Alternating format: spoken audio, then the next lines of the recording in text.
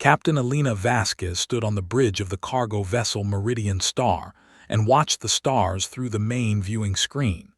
The ship was old but reliable, a medium-sized freighter that had served her well for 12 years. She had bought it with her savings after leaving the Earth Defense Force, and she had never regretted that choice. The Meridian Star was not a pretty ship. Its hull showed patches from repairs, and the paint had faded in many places. But Elena loved it like a home because that was exactly what it was. A home for her and for the 14 crew members who worked under her command. Those crew members were special. They were not human. Elena looked around the bridge and smiled. Crick sat at the navigation console, his 4 arms moving quickly over the controls. He was a Velthari, a species known for their excellent spatial awareness and their ability to calculate complex trajectories in their heads. His blue skin glowed softly in the dim bridge lighting, and his large black eyes reflected the stars on the screen. Next to him, Tessa was monitoring the communications array. She was a Fenari, with silver fur that covered her entire body and ears that could pick up sounds no human could hear. Her tail swished back and forth as she worked, a sign that she was focused and content. At the engineering station sat Groth, a massive Corvani who looked like a walking boulder. His species was known for their strength and their connection to machines. Groth could feel when something was wrong with an engine just by touching the walls of the ship. He was quiet most of the time, but Elena trusted him completely. These were just 3 of her crew. The others were scattered throughout the ship, performing their duties with skill and dedication.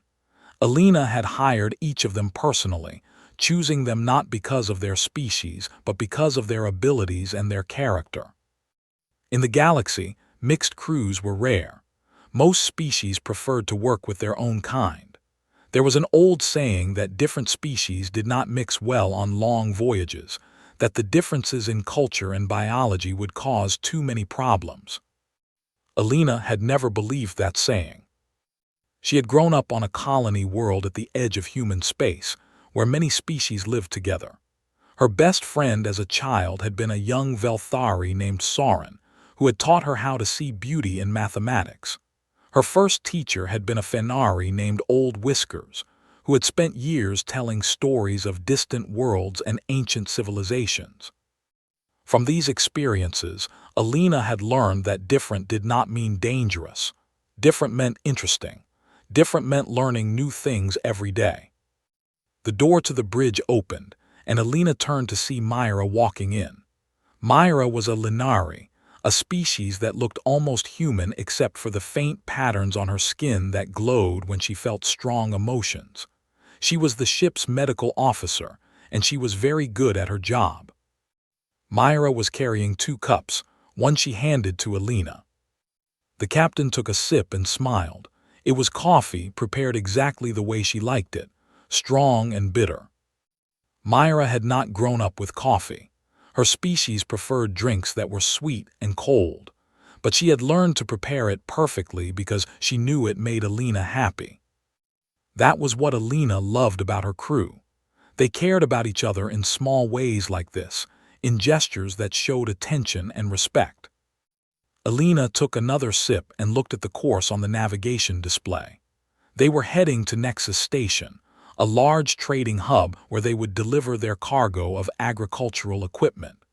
The journey would take another 3 days, and everything was going smoothly. That should have made Elena feel relaxed. Instead, she felt a strange unease in her stomach. She had learned to trust that feeling over the years. It had saved her life more than once during her time in the Defense Force, so she paid attention to it now, even though she could not see any reason for worry. At that moment, Tessa lifted her head from the communications console. Her ears were pointing forward, a sign of alertness. "Captain," she said, her voice soft and musical like all Fenari voices, "I am picking up a distress signal." Elena put down her coffee cup and walked over to Tessa's station. The Fenari's claws clicked on the controls as she brought up the signal information. "It is coming from a small vessel," Tessa continued. They say they are under attack by raiders. Alina looked at the data. The ship sending the signal was about 2 hours away at maximum speed. It was off their planned route, which would add at least a day to their journey. She did not hesitate. Change course, she ordered. Groth, I need maximum power to the engines. Crix, calculate the fastest route. Crix's 4 arms began moving even faster over his console. Maximum speed will be possible for approximately 4 hours before we risk damage to the engines, he reported, but we can reach them in 1 hour and 52 minutes. Groth was already on his feet, heading for the engine room. I will keep the engines running, he rumbled in his deep voice. Alina nodded. Tessa, send a response. Tell them we are coming, and keep trying to get more information about the attackers. She turned to face the full bridge crew, her expression serious. All hands to stations. This is not a drill. The next hour and a half was tense. Alina stood on the bridge, watching the display and thinking about what they might find. Raiders were a constant danger in this part of space. They preyed on small ships that traveled alone, stealing cargo and sometimes taking prisoners to sell. The Meridian Star was not a warship. It had basic defensive shields and 2 small laser cannons that were mostly useful for breaking apart space debris. Against a real raider vessel, they would not last long in a fight. But Alina was not planning to fight. She was planning to help. She knew what some captains would do in this situation. They would ignore the distress signal and continue on their planned route. They would tell themselves that it was too dangerous, that they had a cargo to deliver, that it was not their problem. Alina could not do that. She had never been able to do that. When she was young, her colony had been attacked by raiders. She remembered hiding in a basement with her mother, listening to the sounds of destruction above. She remembered the fear and the helplessness. And she remembered the ship that had come to save them. A trade vessel like her own, with a captain who had heard their distress signal and had chosen to help instead of running away. That captain had died defending the colony. His crew had held off the raiders long enough for the defense force to arrive. Alina had never learned his name, but she had never forgotten what he had done. Now, decades later, she was in a position to do the same thing, and there was no question in her mind about what she would choose. The Meridian Star flew through space at maximum speed, its old engines pushing as hard as they could. On the bridge, the crew worked in focused silence, preparing for whatever they would find. Alina watched the stars streaming past on the display screen. She thought about her crew, her strange and wonderful collection of aliens who had become her family over the years. She thought about the people on that distressed ship, frightened and hopping for rescue. Hold on, she whispered to no one in particular. We are coming. Crix looked up from his console. Captain, he said, I am detecting multiple energy signatures ahead. 1 small vessel matching the distress signal, and 2 larger ships with weapon systems active. 2 raiders. Alina took a deep breath. Her crew was looking at her, waiting for orders. She could see worry in their eyes, but also trust. She smiled. All right, she said, let us go save some people. The Meridian Star continued forward, heading into danger.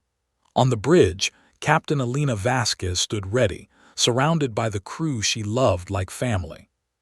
Whatever happened next, they would face it together. The Meridian Star dropped out of hyperspace and immediately entered chaos. On the main display, Alina could see the situation clearly. A small passenger vessel was trying to flee from 2 raider ships that circled it like predators around wounded prey. The passenger vessel's shields were failing, and smoke was coming from a hole in its hull. The raiders had not noticed the Meridian Star yet. They were focused on their target. Alina thought quickly. Fighting was not an option. Her cargo ship could not win against 2 armed raiders, but there might be another way. Crix, she said, how many life signs on the passenger vessel? The Velthari's 4 hands danced across his console. "23," he answered, including what appeared to be 6 children. Elena felt her jaw tighten. Children. She turned to Tessa. "Open a channel to the Raiders. Wide broadcast." Tessa hesitated for just a moment, then obeyed. "Channel open, Captain." Elena straightened her shoulders and spoke in a clear, strong voice. "Attention, Raider vessels. This is Captain Elena Vasquez of the Terran Defense Force vessel Meridian Star. You are ordered to cease your attack immediately and withdraw from this sector." She made a cutting gesture to Tessa, who closed the channel. For a long moment, nothing happened. The Raiders continued their attack on the passenger ship. Then a harsh, laughing voice came through the speakers. "Terran Defense Force." The voice was mocking. "That ship is a cargo freighter. We can see it on our sensors. You are not military." Elena smiled grimly. She had expected this, but she had hoped to buy some time. "Groth," she said through the ship's internal communication, "I need everything you can give me. Shields at maximum." The Corvani's deep voice came back immediately. "You will have it, Captain." "Crix," she continued, "take us between the Raiders and that passenger ship. Put us directly in their line of fire." Every member of the bridge crew turned to look at her. Captain Myra said softly, "If we do that, they will destroy us." Elena shook her head. "They will not immediately. Raiders want cargo, not wreckage. They will try to disable us first. That will give the passenger vessel time to escape." She looked around at her crew, at Crix with his worried black eyes, at Tessa with her ears flat against her head, at Myra with her skin patterns glowing bright with fear. "I am not going to lie to you," Elena said. "This is dangerous, very dangerous. But there are children on that ship. I cannot just fly away and let them be taken." She paused. "If anyone wants to object, speak now. I will not think less of you." Silence stretched across the bridge. Then Crix turned back to his console. "Setting course, Captain. We will be in position in 40 seconds. Tessa straightened in her seat. "I will try to jam their communications. Make it harder for them to coordinate."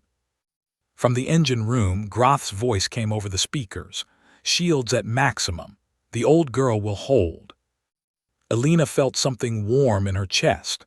Pride, she realized. Love for these people who trusted her enough to follow her into danger. The Meridian Star swept between the Raiders and the passenger vessel. On the display, Elena could see the Raiders changing course, turning to face this new threat. The harsh voice came through the speakers again. "You are either very brave or very stupid human. Either way, you are going to die." Elena did not respond. She was watching the passenger vessel, which was limping away as fast as its damaged engines could manage. The first shot hit the Meridian Star's shields and made the whole ship shake. Groth's voice came through immediately. "Shields holding. 70% power." "Keep us between them," Elena ordered Crix. Another shot hit, then another. The lights on the bridge flickered. Elena gripped the armrests of her chair and held on. On the display, she could see the passenger vessel gaining distance.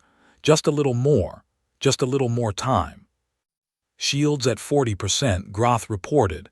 We cannot take much more." Elena looked at the passenger vessel. It was almost at safe distance, almost free. And then one of the Raider ships broke away from the attack on the Meridian Star. It turned and began to pursue the fleeing passengers. Elena's heart sank. "No." She looked at Crix. "Can we intercept?" The Velthari shook his head, his expression grim. "Not in time. They are faster than us." Elena felt desperation clawing at her. She had tried so hard. She had put her ship and her crew at risk, and it was not going to be enough. And then Tessa looked up from her console, her ears pointing forward with sudden alertness. "Captain," she said, "I am detecting 3 new contacts entering the sector." Elena's stomach tightened. "More Raiders." "No," Tessa said, and Elena could hear wonder in her voice. "They are Fenari, a patrol squadron from the Fenari Cooperative." The display updated to show 3 sleek warships dropping out of hyperspace. They moved with the graceful speed that Fenari ships were known for, their weapons already powered up. The raiders saw them too. For a moment, everything seemed to freeze. Then both raider ships turned and fled. They jumped into hyperspace so fast that their energy signatures left bright streaks on the display. Elena let out a breath she had not known she was holding. The bridge was silent for a long moment. Then Myra began to laugh, a relieved and joyful sound that seemed to break the tension. Tessa was smiling, her tail waving happily. "The patrol squadron leader is asking if we need assistance," she reported. Elena nodded. "Tell them yes, and thank them very much." The next few hours were busy but much calmer. The Fenari patrol ships helped secure the area while the Meridian Star and the passenger vessel both received medical attention and temporary repairs. Elena went to the passenger vessel personally to check on the survivors. They were mostly Linari, like Myra, with a few members of other species mixed in. The children she had seen on the life sign scan were huddled together with the adults, still frightened but unharmed. One of the adults, an older Linari woman with patterns on her skin that had faded with age, took Elena's hands in her own. "You saved us," the woman said. "You put your ship in danger for strangers. Why?" Elena thought about the question. It deserved an honest answer. "Because it was the right thing to do," she said. "Because someone did the same for me once, long ago. And because every life has value, no matter what species it belongs to." The woman looked at her with eyes that were bright with tears. Then she did something that surprised Elena completely. She bowed, not a small nod of the head, but a full bow of deep respect, the kind that Linari reserved for people who had earned their greatest honor. "My family will remember your name, Captain Elena Vasquez," the woman said. "We will tell this story to our children and our children's children. The human who protected strangers as if they were blood family." Elena felt embarrassed by the attention. She was not used to being praised for doing what seemed obvious to her. But she accepted the bow graciously and promised to check on them later. When she returned to the Meridian Star, her crew was waiting for her. They had gathered in the cargo bay, all 14 of them, and they were looking at her with expressions she could not quite read. "What is wrong?" she asked. "Nothing is wrong," Myra said. She stepped forward, her skin patterns glowing a soft, warm color that Elena had learned to recognize as affection. "We just wanted to thank you." Elena frowned in confusion. "Thank me for what?" Groth spoke in his rumbling voice. "For putting yourself in danger to protect people you did not know. For being the kind of captain we are proud to serve." Crix's 4 arms spread in a gesture of agreement. "When you ordered us between those ships, I was afraid. I thought you were going to get us all killed." He paused. "But I also knew that if anyone could get us through alive, it was you. I believed in you. We all did." Elena looked around at her crew, at the Velthari and the Fenari, the Corvani and the Linari and all the others. They were different species from different worlds, with different customs and different biology. And yet they had become something more than a crew. They had become a family. She felt tears prickling at her eyes and blinked them back. She was the captain. She had to maintain some dignity. "Thank you," she said, "all of you. But I could not have done any of this without you. You followed my orders even when they seemed crazy. You trusted me with your lives. That is not something I take lightly." She looked at each of them in turn. "We are going to continue on to Nexus Station," she said. "We will deliver our cargo, collect our payment, and then we will find a quiet moon somewhere and take a break. I think we have earned it." The crew cheered. It was a strange sound, made up of different voices and different species making different sounds of joy. But to Elena, it was beautiful. She smiled and went to check on her ship. The Meridian Star was battered but still flying. The shields had held, and the damage to the hull was minor. Groth was already working on repairs. his massive stone hands moving with surprising gentleness over the damaged panels. Alina found a quiet corner and sat down. She was tired, more tired than she wanted to admit. The stress of the past few hours was catching up with her. She closed her eyes and let herself rest. In her mind, she saw the face of the Lenari woman, looking at her with gratitude and wonder. She heard the woman's words again, the human who protected strangers as if they were blood family. That was who Alina wanted to be. That was who she had always tried to be. And as long as she was captain of the Meridian Star, she would continue to protect anyone who needed protection, whether they were human or not. The Meridian Star arrived at Nexus Station 3 days later than planned, but Alina did not mind the delay. Nexus Station was an enormous structure that floated in space at the intersection of several major trade routes.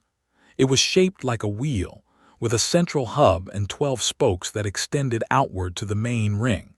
Ships of all sizes docked at the ring, unloading cargo and taking on new supplies.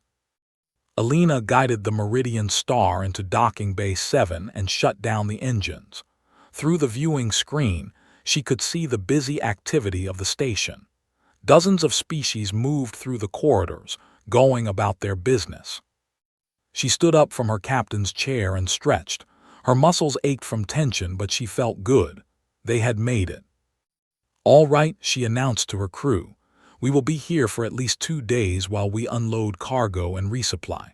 You are free to take some personal time on the station, but I want you to check in every 6 hours.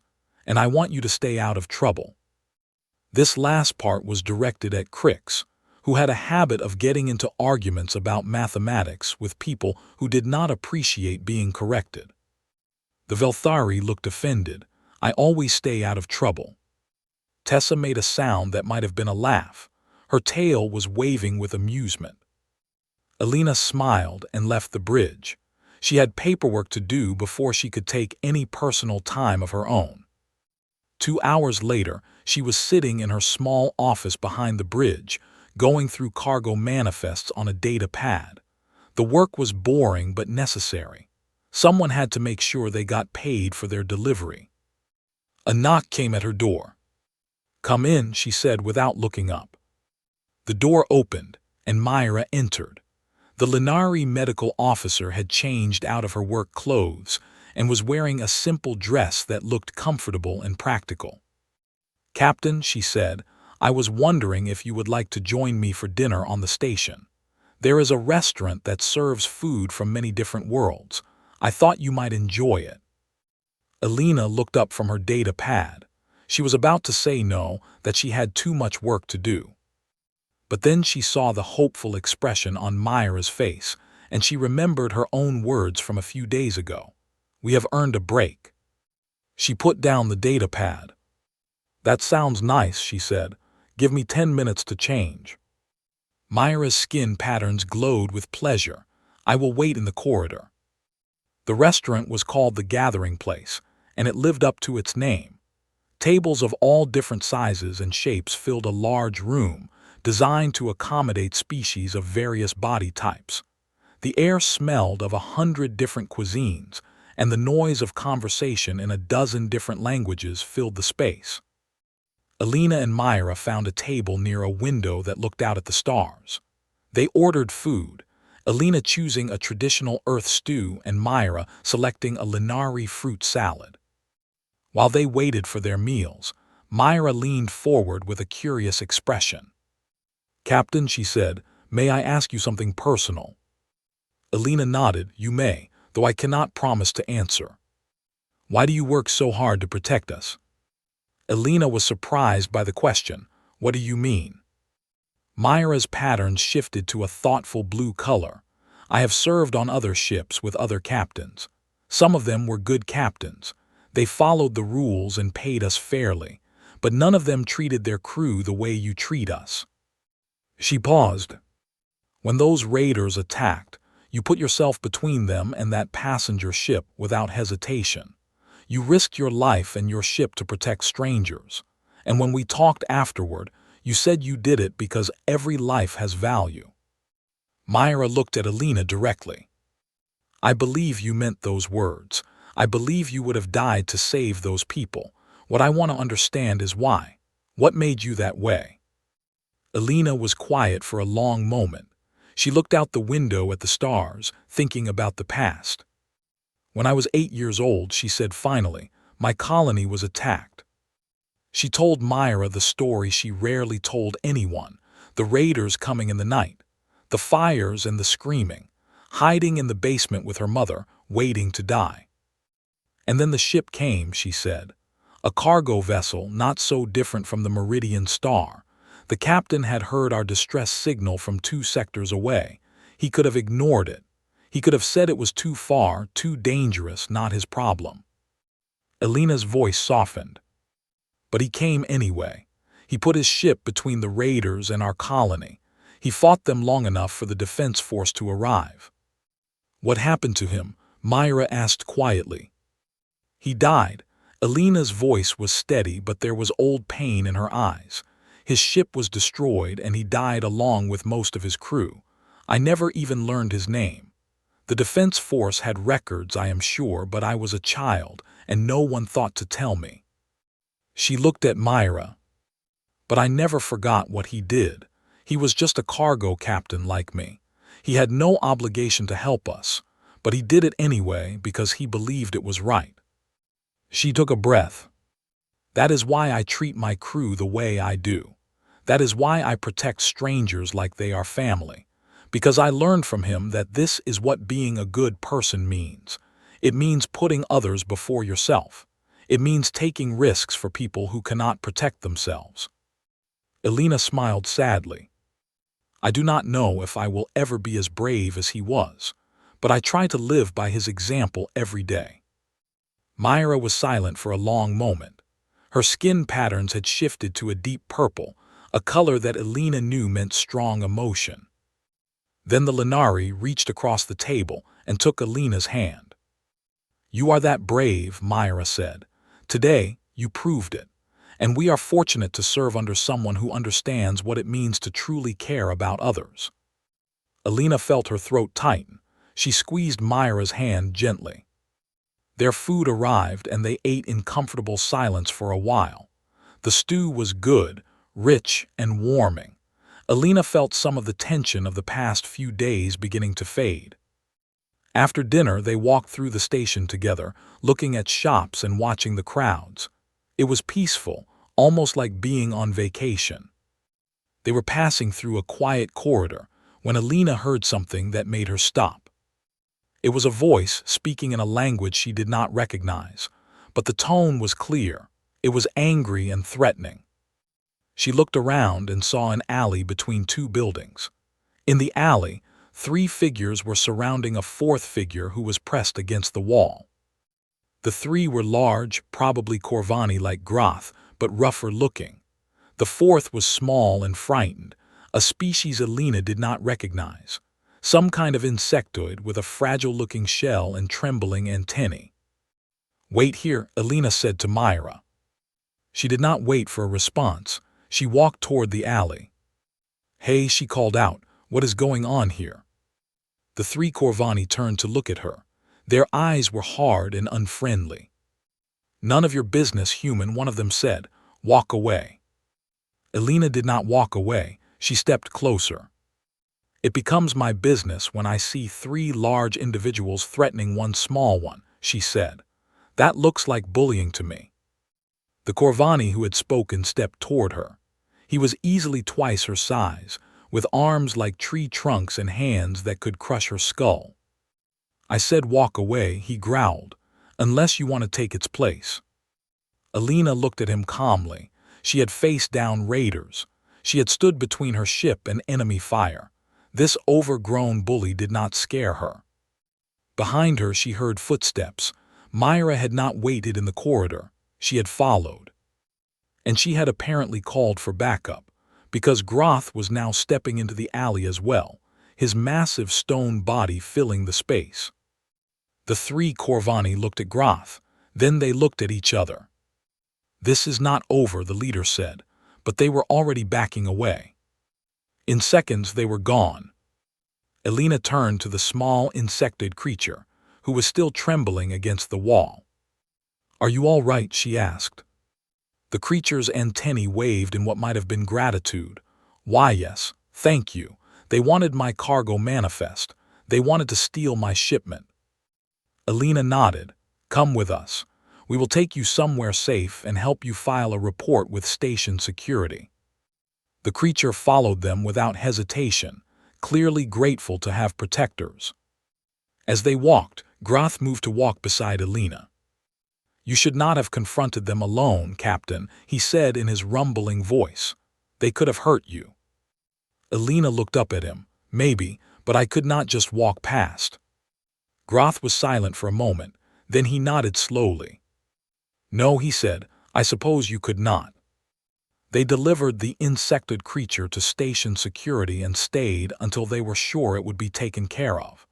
By the time they were done, it was late, and Elena was exhausted. She walked back to the Meridian Star with Myra and Groth, thinking about the day, about the dinner with Myra and the conversation about the past, about the confrontation in the alley, about what it meant to protect people. When they reached the ship, most of the crew was still out on the station, enjoying their free time. The corridors were quiet. Elena said goodnight to Myra and Groth and went to her quarters.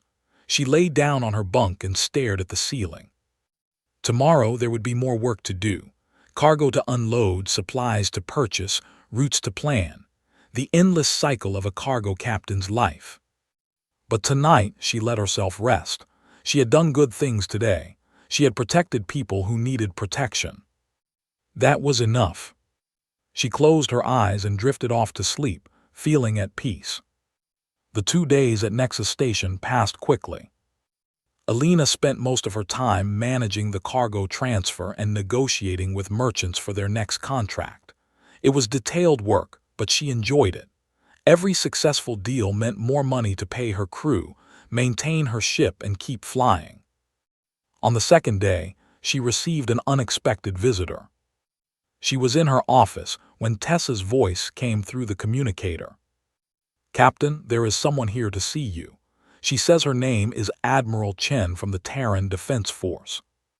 Elena felt a jolt of surprise. She had left the Defense Force 12 years ago and had not maintained contact with anyone from those days. "Send her in," she said. The door opened, and a woman in a crisp military uniform walked in. Admiral Chen was older than Elena, with gray streaks in her black hair and eyes that had seen too much. She moved with the careful precision of someone who had spent decades in military service. "Captain Vasquez," the admiral said, "thank you for seeing me." Elena stood and gestured to the chair across from her desk. "Please, sit down. Can I offer you something to drink?" "No, thank you." The admiral sat, her posture perfect. "I will not take much of your time." Elena sat back down, curious. "What can I do for you, Admiral?" Chen looked at her for a long moment. "I have been hearing stories about you, Captain," she said. "Stories about a cargo ship captain who runs a mixed-species crew and treats them like family. Stories about someone who flies into danger to rescue strangers, even when there is no profit in it." Elena said nothing. She waited. The Admiral continued. "A few days ago, you responded to a distress signal from a passenger vessel being attacked by raiders. You put your cargo ship between the attackers and the victims, even though you had no chance of winning a fight. You held them off until help arrived." "That is true," Elena said. "Why?" Elena thought about the question. She had answered it before, for Myra, but something about the Admiral's tone suggested she was looking for a different answer. "Because it was right," Elena said, "and because I could not live with myself if I had done nothing." Chen nodded slowly. "That is what I thought." She reached into her uniform pocket and pulled out a small data chip. "I am here to offer you a job, Captain. The Terran Defense Force is starting a new program. We are building a fleet of rescue vessels, ships that will respond to distress signals throughout the sector. We need captains who understand that protecting lives is more important than following protocol." Alina looked at the data chip, then back at the Admiral. You want me to join the military again?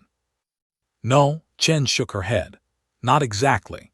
These would be civilian vessels with Defense Force support.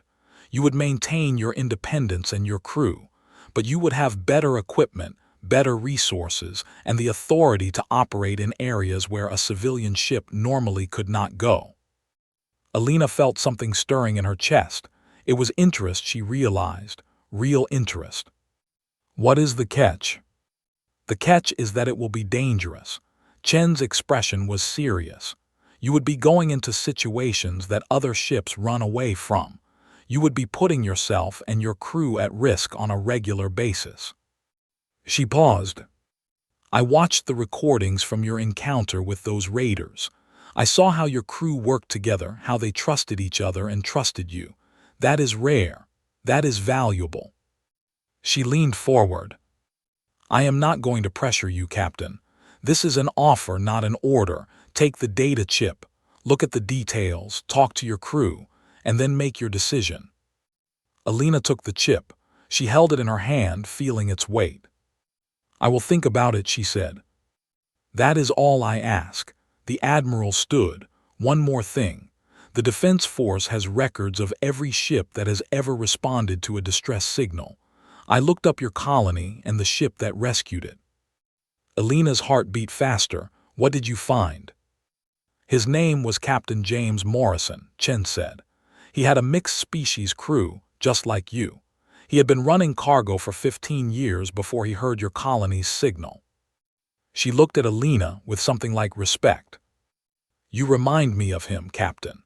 I think he would be proud to know that his example inspired someone like you. She turned and walked to the door. Take care of yourself, Captain Vasquez, and take care of your crew. They are lucky to have you. Then she was gone. Alina sat alone in her office, holding the data chip and thinking about the past and the future. That evening, she called a crew meeting in the cargo bay.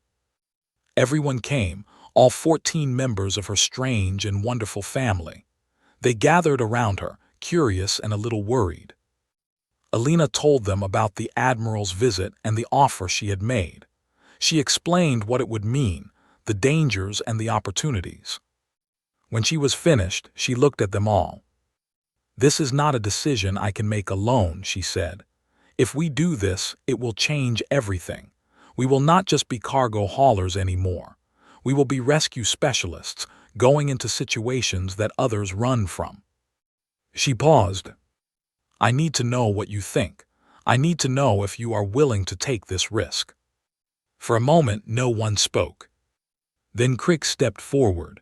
His forearms were crossed and his expression was thoughtful. When I first joined this crew, he said, I was running from my homeworld. I had made enemies and I needed to disappear. I did not expect to find anything except a place to hide. He looked at Alina. Instead, I found a family. I found a captain who treated me with respect and dignity, who valued my skills and cared about my well-being. I found people who accepted me despite my differences. His voice grew stronger. If you are asking whether I am willing to risk my life for that, the answer is yes. I followed you into danger against those raiders, and I would do it again. Tessa stepped forward next. Her ears were upright, a sign of determination. My people have a saying, she said. The pack that hunts together survives together. This crew is my pack. Where you go, I will follow. One by one, the other crew members spoke. Groth with his rumbling voice, pledging his strength and his loyalty. Myra with her glowing skin patterns, speaking of trust and belief. Each of them, in their own way, said the same thing. They were with her, no matter what.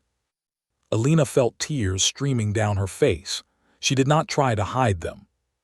Thank you, she said, all of you. I do not have words for what this means to me. She wiped her eyes and smiled. All right, she said, let us do this. Let us become the ship that other ships call when they are in trouble. Let us protect people who cannot protect themselves. She raised her hand. For Captain Morrison, she said, and for everyone who ever took a risk to help a stranger. The crew raised their hands in response. For the Meridian Star, they said together, and for the family we have become. The story of Captain Elena Vasquez and the Meridian Star did not end there. In the years that followed, they became legends. Stories spread across the sector of the cargo ship turned rescue vessel, of the human captain with the mixed-species crew who treated every call for help as if it came from family. They rescued colonists from burning stations. They evacuated refugees from war zones. They faced pirates and raiders and natural disasters, always putting themselves between danger and innocent people. Not every mission was successful. They lost crew members along the way, good people who gave their lives to save others. Each loss was painful, a wound that never fully healed. But they kept going. They kept responding to distress signals, kept flying into danger, kept protecting those who needed protection. The Meridian Star grew older, but it also grew stronger. The Defense Force provided upgrades, better shields and engines and weapons. The ship that had once been a simple cargo freighter became something more, a symbol, a beacon. Elena grew older too. Her hair turned gray and lines appeared on her face, but she never lost the fire in her eyes, the determination that had driven her since childhood. She trained new crew members and watched old ones move on to captaincies of their own. Some of them started their own mixed-species crews, spreading the philosophy she had lived by. Different did not mean dangerous. Different meant interesting. Different meant learning new things every day. And protecting people, no matter who they were or where they came from, was always the right thing to do. Decades after that first encounter with the raiders, Elena stood on the bridge of the Meridian Star and looked out at the stars. She was an old woman now, her body weaker than it had once been. But she was still captain. She would always be captain. Beside her stood the current generation of her crew. New faces, new species, but the same spirit, the spirit of family. A distress signal came through. Somewhere out there, someone needed help. Elena smiled and gave the order she had given 1,000 times before. Change course. We are going to save some people. The Meridian Star turned toward the signal and flew forward, ready for whatever waited ahead. Because that was what they did. That was who they were. A family that protected anyone who needed protection. Like blood, like kin. Until the stars themselves burned out.